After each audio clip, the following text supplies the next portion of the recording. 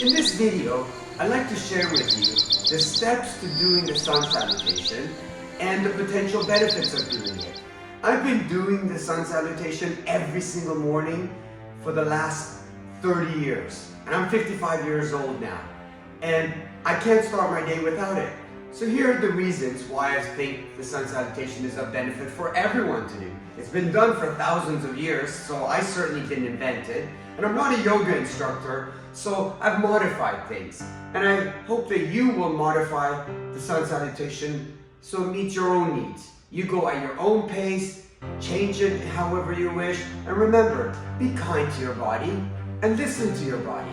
So the first step of the 10 is you simply reach up to the sky and arch backwards. Now in an average day, most people never arch backwards. And arching backwards is so important to take the spine into what we call extension and the neck.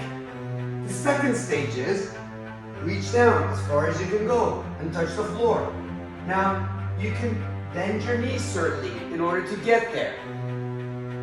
So the ability to bend backwards and go forwards is a crucial thing to do in life.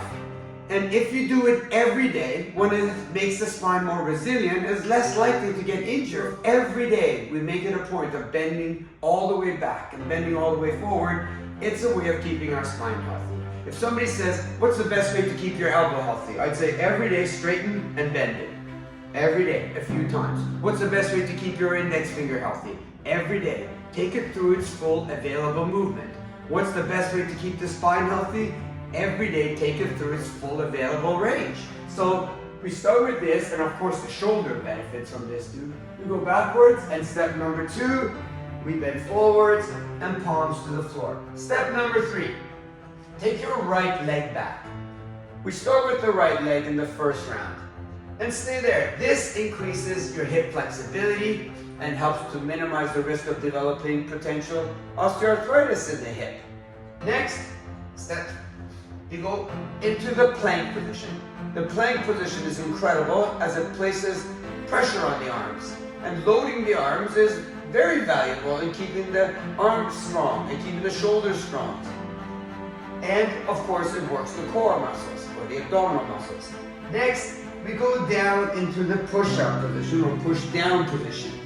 And this helps to strengthen the triceps. The next one is called the cobra, where one arches the back and looks up. And this is one of the best positions a person can be in, especially when people sit for a long time. Next, it's called the downward dog. Downward dog, and you can modify it however you wish. It puts the load on the shoulders again. The best way to keep the shoulders strong and resilient is to put pressure on them. And you may choose to do these heel pumps to stretch the calf muscles a few times. Since we started off with the right leg going back, we'll start with the right leg coming forward.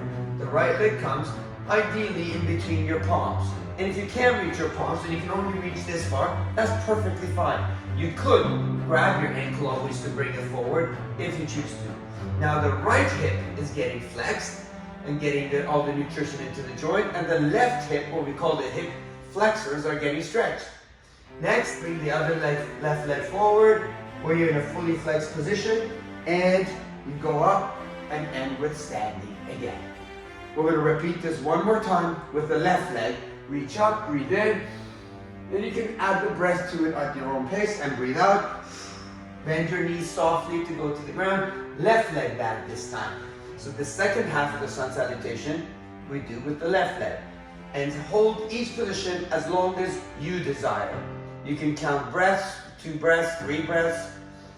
And then the right leg back, hold the plank position as long as you desire. Next, go down slowly. If this is too difficult, you can go on your knees to go down.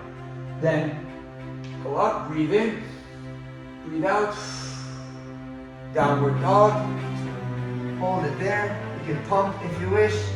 Then since the left leg went back first, we'll bring the left leg forward, hold it there as long as you wish. Right leg, but if you can't reach it, just use your hand to bring it, and then reach up